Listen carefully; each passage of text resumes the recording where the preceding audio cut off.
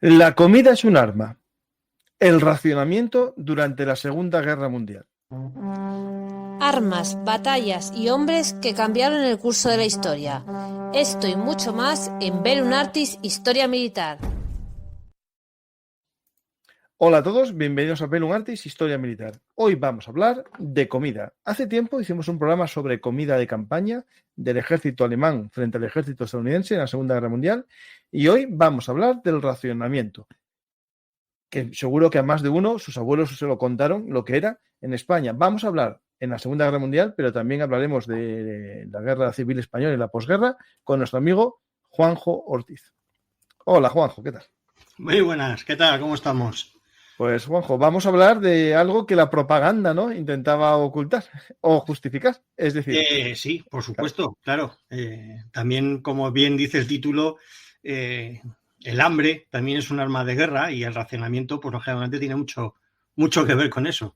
sí. A veces en la propaganda veremos que en algunos asedios era esencial, ¿no? O había que hacerlo porque no había otro medio, y en otros casos era una forma también de derivar la comida a los soldados, que eran los que necesitaban estar fuertes, ¿no? O incluso que no se gastasen materias primas en ciertos alimentos y se derivasen a la industria militar, ¿no? Las capacitaciones o la industria, ¿no? Y eso se justificaba con la propaganda. Lo digo porque tu último libro, Juanjo, trata el tema de la propaganda, ¿no? Sí, este es mi último libro, el de la propaganda nazi, y aquí, bueno, pues se habla, en cierto modo se habla también de esto, del racionamiento, aunque habla de muchísimas facetas, de todas las facetas de la propaganda dentro del Tercer Reich. Hicimos un programa sobre la propaganda nazi que invito a la gente a buscar, como siempre, Bellum Artis, propaganda nazi, y ya os saldrá. Y vamos a empezar a conocer un poco, bueno, Juanjo, el racionamiento es tan viejo como el andar, en el cajón de Grissom, ¿no? Tratas la Segunda Guerra Mundial en profundidad y el racionamiento, claro, nos suena siempre, ¿no?, a algo moderno. En la antigüedad no estaba tan organizado, se daba lo que se podía, se organizaba de cierta manera, pero el racionamiento lo asociamos siempre, yo mentalmente, a cartilla de racionamiento, ¿no? Sí, no, efectivamente, prácticamente en la Segunda Guerra Mundial, prácticamente en todos los países en conflicto, el racionamiento se estableció mediante cartilla de racionamiento. Aquí en España, sin ir más lejos, también se estableció las cartillas de racionamiento para poder alimentar a la población. O sea, es una cosa bastante habitual.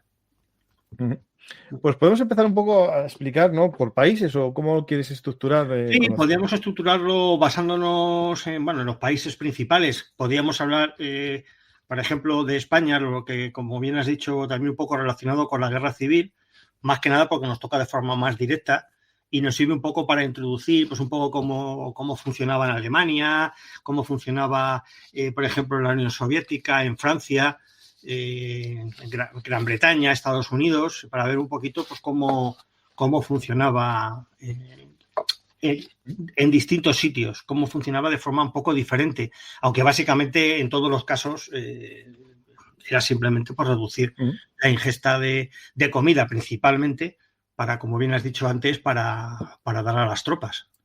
Aunque pues vamos a empezar a veces tan mal o peor que los civiles a nivel me imagino en un ejército estoy viendo lo que pasó bastante mal hasta que llegó el spam y el spam no el de correo electrónico. Pues vamos a empezar por los ingleses, yo creo que es los británicos, ¿no? Porque con el bloqueo continental, ¿no?, es decir, intentó ese bloqueo que les hicieron los alemanes con los submarinos en la Primera Guerra Mundial, pero en la Segunda lo intentaron también, puede ser el primero que sufrió un racionamiento serio.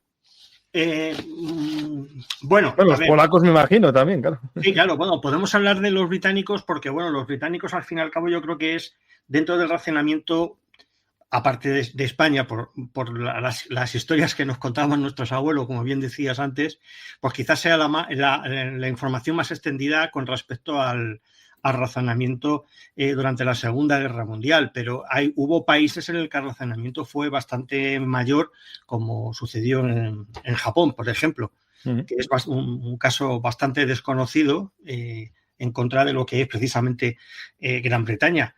En Gran Bretaña, bueno, date cuenta que Gran Bretaña, lo mismo que pasaba con Japón, al fin y al cabo es una nación insular.